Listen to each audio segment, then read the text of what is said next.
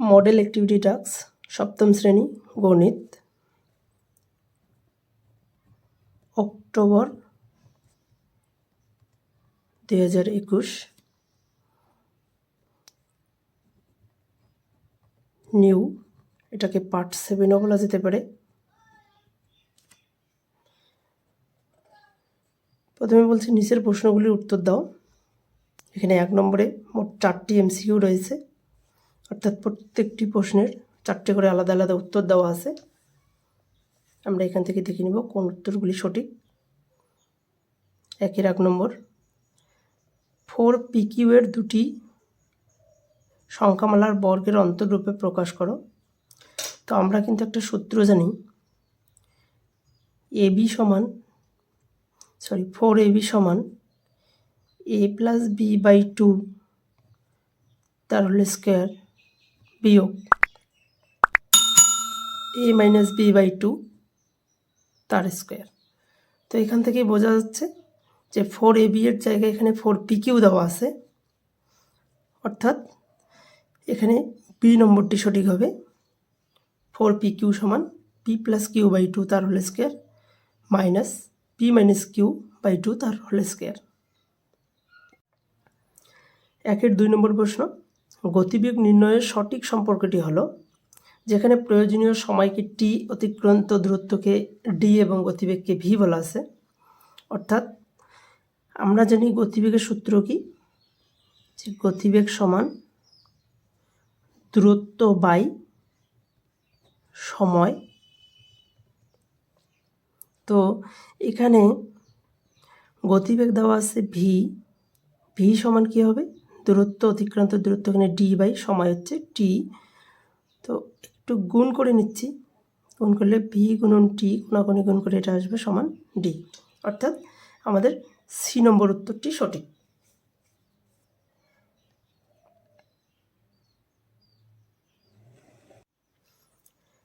একের 3 নম্বর প্রশ্ন, চিত্রে কোণ 1 এবং কোণ 2 পরস্পর, এখানে 4টি উত্তর রয়েছে।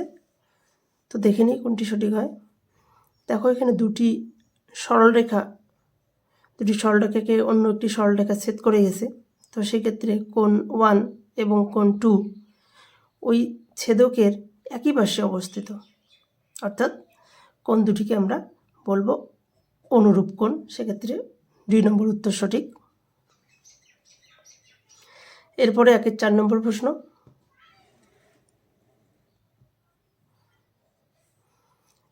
এখানে একটা চিত্র দেওয়া আছে, বলছে দৈর্ঘ্যের সমান্তরাল রাস্তা 2 মিটার চওড়া, অর্থাৎ এই রাস্তাটার এইটুকু হচ্ছে 2 মিটার, এবং প্রস্থের সমান্তরাল রাস্তা 3 মিটার চওড়া, অর্থাৎ এইটুকু রাস্তা হচ্ছে 3 মিটার।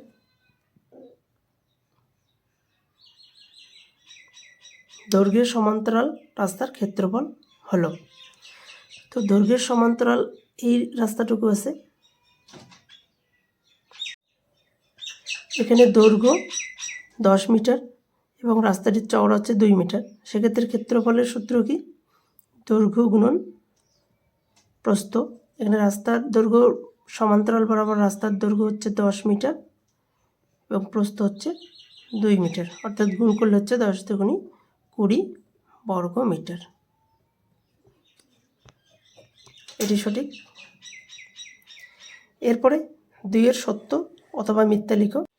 2 এর 1 নম্বর প্রশ্ন, পিক্টোগ্রাফ অঙ্কনের জন্য দ্বিস্তম্ভ লেখাও ব্যবহার করা হয় না, এটা সঠিক না, অর্থাৎ এটা এভাবে। 2 এর 2 নম্বর প্রশ্ন, গতিবেগ একই থাকলে সময় ও দূরত্ব সরল সমানুপাতি, এটা সঠিক হবে T। 2 এর 3 নম্বর প্রশ্ন, ত্রিভুজাকার ক্ষেত্রের ক্ষেত্রফল 1/2 গুণন ভূমির দৈর্ঘ্য ইন্টু উচ্চতা, হ্যাঁ এটি সঠিক, T হবে। 2 এর 4 নম্বর প্রশ্ন, √1.21 সমান -1.1। তো এখানে √1.21 এটাকে রুটের বাইরে বের করে নিয়ে আসলে এটা হবে 1.1, কিন্তু এখানে সামনে একটি মাইনাস চিহ্ন দেওয়া আছে, অর্থাৎ এটা ভুল হবে, F। 3 এর 1 নম্বর প্রশ্ন, 4a² + 4 + 1/a² বীজগাণিতিক সংখ্যামালাকে পূর্ণ বর্গাকারে লেখো।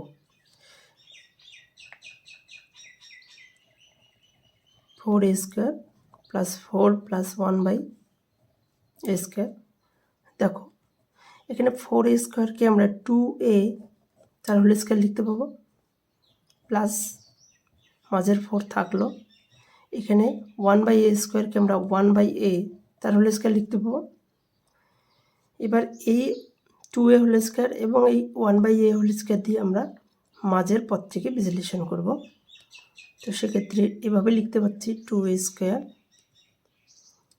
Plus 2 into 2a into 1/a।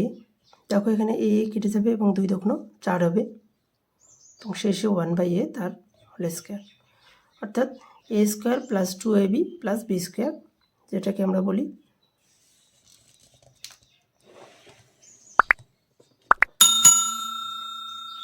a plus b তার হোল স্কোয়ার। 3-এর 2 নম্বর প্রশ্ন, সমকোণী ত্রিভুজের 3টি বাহুর দৈর্ঘ্যগুলির মধ্যে সম্পর্ক লেখো।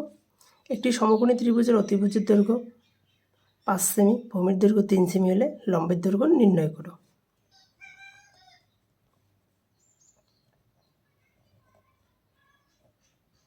সমকোণী ত্রিভুজের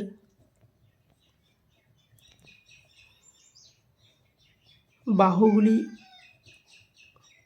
হলো, সমকোণী ত্রিভুজের বাহুগুলির কিছু নাম আছে, যেমন সমকোণের বিপরীত বাহু, অতিভুজ, এবং বাকি দুটি বাহুর একটি হলো লম্ব, একটি ভূমি। এখন এদের মধ্যে সম্পর্কটা কি? সম্পর্ক হচ্ছে অতিভুজ তার স্কোয়ার সমান হবে লম্ব তার স্কোয়ার যোগ ভূমি তার স্কোয়ার।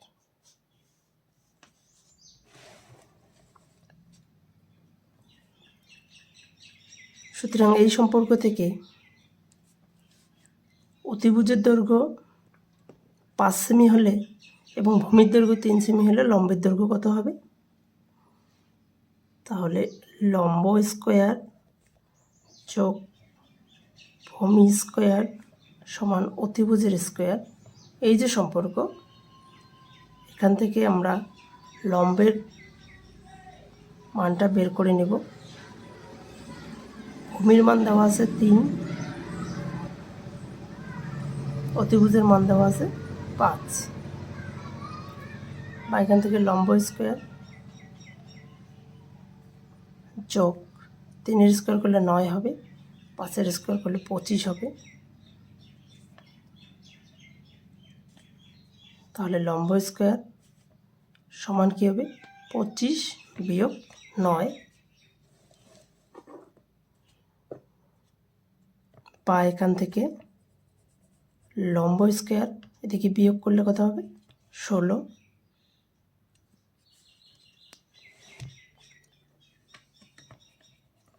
বা লম্ব স্কোয়ার সমান 16কে আমরা 4-এর স্কোয়ার লিখতে পাচ্ছি। সুতরাং লম্ব সমান হবে 4। দুই দিক থেকে স্কোয়ার স্কোয়ার বাদ দিয়ে দিলাম। সুতরাং লম্বের দৈর্ঘ্য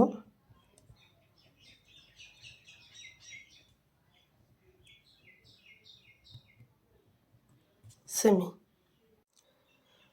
4 নম্বর প্রশ্ন, সপ্তম শ্রেণীর 34 জন ছাত্রছাত্রী ও অষ্টম শ্রেণীর 40 জন ছাত্রছাত্রীর প্রিয় খেলার তত্ত্ব নিচের টেবিলে দেওয়া হয়েছে। সেই তত্ত্ব দ্বিস্তম্ভ চিত্রের মাধ্যমে প্রকাশ করো। তো ওখানে খেলার ঘরে কী দেওয়া আছে? সপ্তম শ্রেণীর ছাত্রছাত্রীর সংখ্যা, অষ্টম শ্রেণীর ছাত্রছাত্রীর সংখ্যা, আর প্রিয় খেলার কী কী আছে? ক্রিকেট, ফুটবল, সাঁতার, এবং ছাত্রছাত্রীর নাম্বার এখানে দেওয়া আছে। তো এটার আমরা কি করব? দ্বিস্তম্ভ চিত্র অঙ্কন করব। তো দ্বিস্তম্ভ চিত্র অঙ্কন করার জন্য প্রথমে আমরা দুটি অক্ষ টেনে নিব। নেওয়ার পর এই দিকে লিখব ছাত্রছাত্রীর সংখ্যা, আর এই দিকে লিখব বিভিন্ন যে খেলা তার নাম। যেমন প্রথমে আছে ক্রিকেট, তারপর ফুটবল,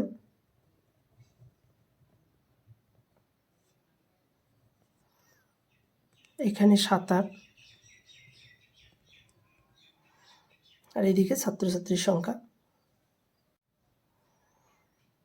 এখন প্রথমে যে স্তম্ভগুলো রয়েছে এগুলোকে আমরা বলবো সপ্তম শ্রেণীর। তো এগুলোকে আমরা এই ধরনের কিছু রেখা দিয়ে চিহ্নিত করে রাখি।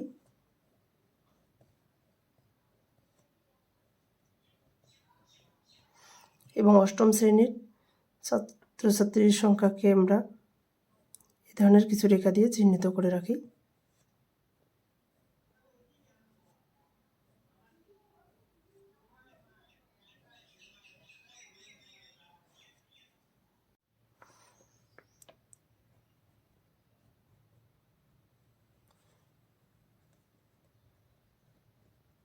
সপ্তম শ্রেণীর ছাত্রছাত্রী,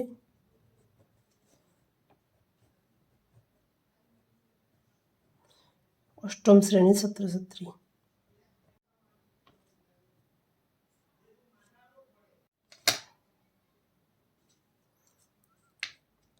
5 নম্বর প্রশ্ন, পি কিউ আর একটি সমকোণী ত্রিভুজ আঁকো যার কোণ পি কিউ আর সমান 90 ডিগ্রি, পি কিউ 6 সেমি এবং কিউ আর 4 সেমি।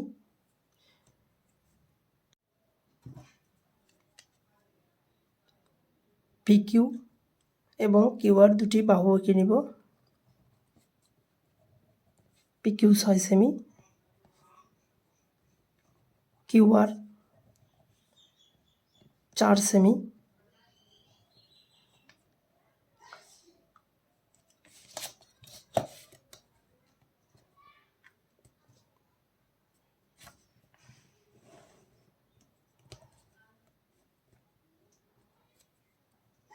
দেখে নাও কীভাবে করা হচ্ছে।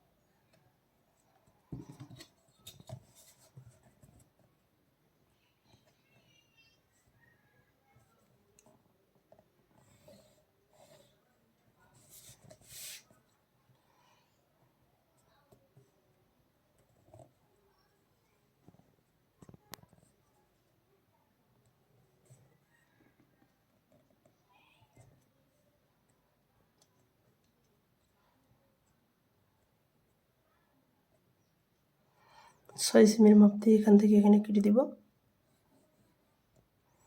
এরপর 4 সেমির মাপ দিয়ে নিচে কাটবো।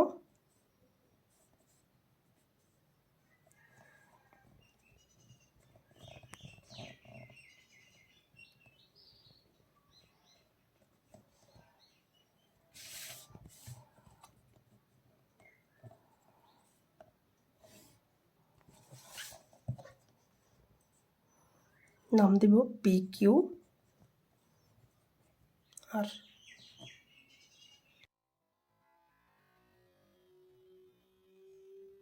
প্রশ্ন, এখানে 5 নম্বরে দুটি প্রশ্ন রয়েছে, তো আমরা দুটিরই উত্তর করে রাখছি, কিন্তু তোমাদের যে কোনো একটা করতে হবে। পাশের উপরের প্রশ্নের উত্তর আমরা আগেই করে দিয়েছি। এবার অথবা যে প্রশ্নটা আছে, 100 মিটার লম্বা একটি ট্রেন ঘন্টায় 60 কিমি বেগে একটি গাছকে অতিক্রম করতে কত সময় নেবে? আমরা জানি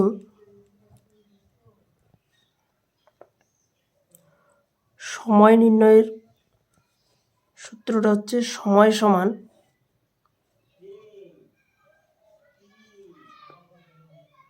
দূরত্ব বাই গতিবেগ।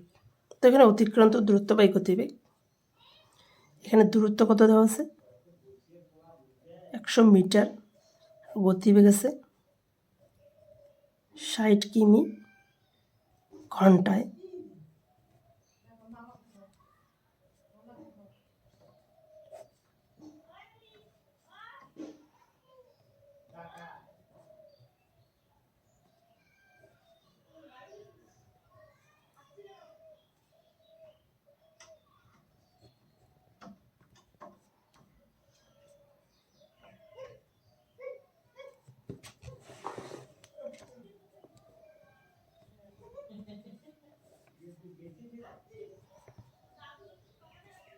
এত সেকেন্ড।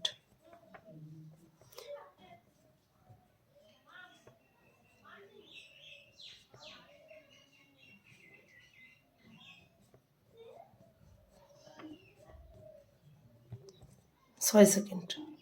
সুতরাং নির্ণয় সময়